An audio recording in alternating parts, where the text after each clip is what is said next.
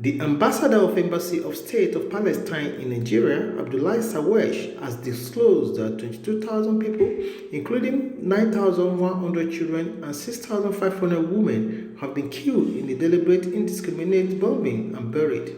Shawesh made this disclosure while addressing journalists in Abuja on Thursday.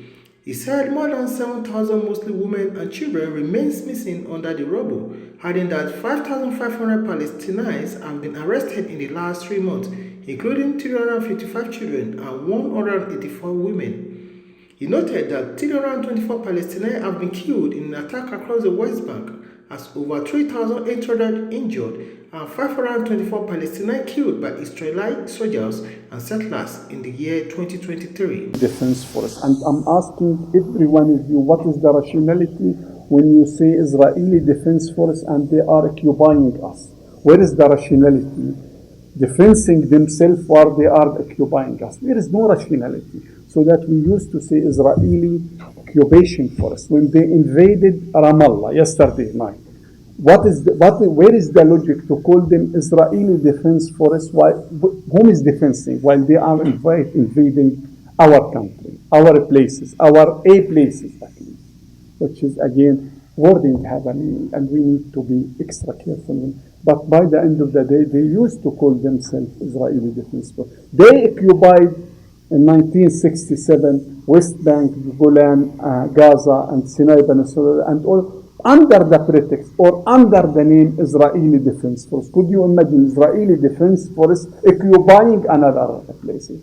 Wording by the end of the day. I have 2 points. No, Israel and the current Prime Minister himself, he declared from the beginning 2 very big goals. First and foremost, to destroy Hamas. And to destroy Hamas, you might kill the people, but you cannot kill the ideology. You cannot kill the idea of resisting the occupation. So that we know from the very beginning, and even their supporters know from the very beginning, this is an empty slogan. You cannot accomplish it, and no one will accomplish it. He stated that the scale of Palestinian civilian death in such a short period of time appears to be the highest civilian casualty rate in the 21st century. He disclosed that the Israeli military campaign in the Gaza Strip has been unlike any other in the 21st century.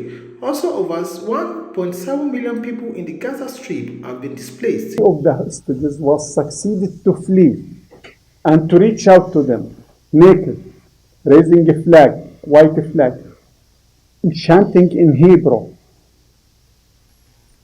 With all of this evidence, they killed them. This gave 2 indicators. First and foremost, they did not know how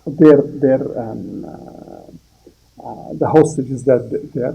Second, we claim as a Palestinian, they already conducted this extrajudicial execution, and we have tons of evidence that they conducted this extrajudicial execution in the daylight. And this is another evidence. So that Israel and the current Prime Minister did not have any intention to end this war, because he knows that he will not return. So far, he did not succeed to return back any one of the hostages except through Saleh al-Aruri, whom is assassinating him.